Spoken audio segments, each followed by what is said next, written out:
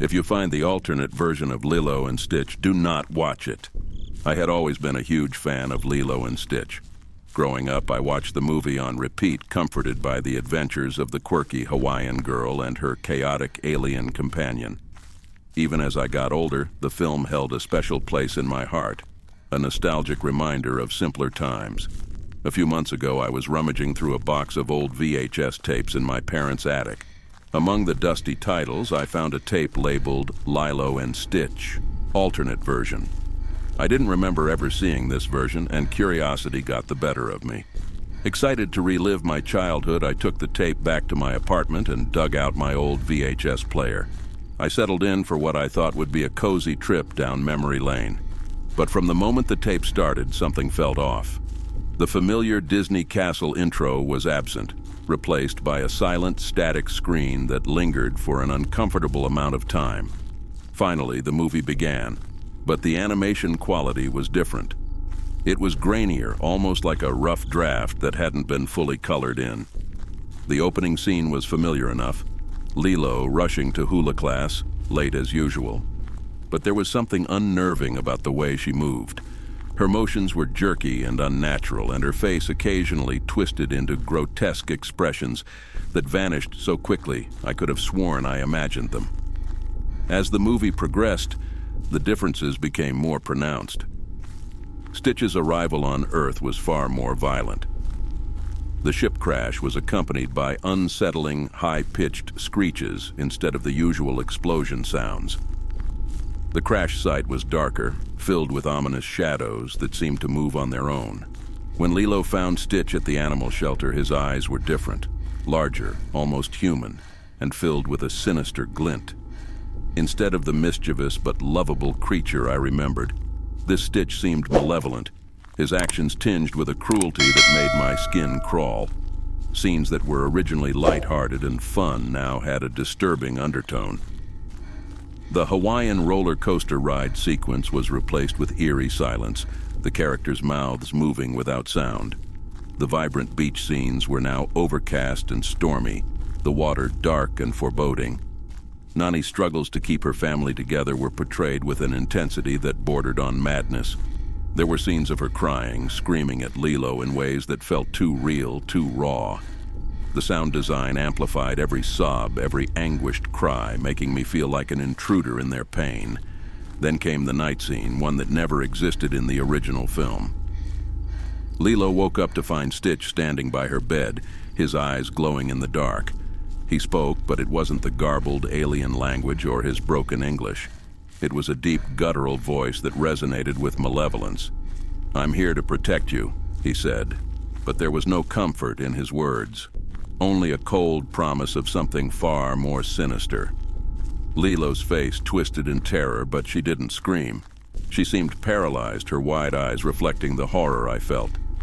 Stitch reached out a claw, gently brushing her cheek, leaving a thin trail of blood. The next scenes were a nightmarish blur. Stitch wreaked havoc not just with his usual chaotic antics, but with a deliberate, cruel malice.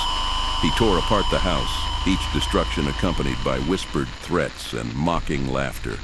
The other characters seemed to wither under his presence, their spirits broken.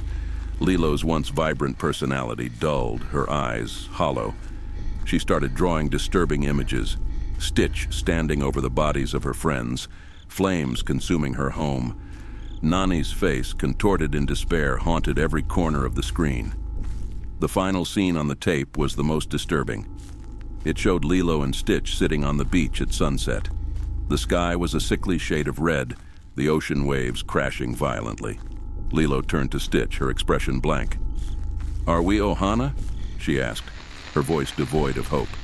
Stitch grinned, his teeth sharp and glistening.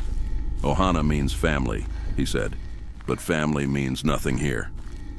The screen cut to black and the tape ended abruptly, leaving me in stunned silence. I sat there, heart pounding, trying to process what I had just watched. This wasn't the Lilo and Stitch I remembered. This was a twisted, dark version that took everything comforting and familiar and turned it into a nightmare. I couldn't shake the feeling that the tape was more than just a bootleg or an alternate version.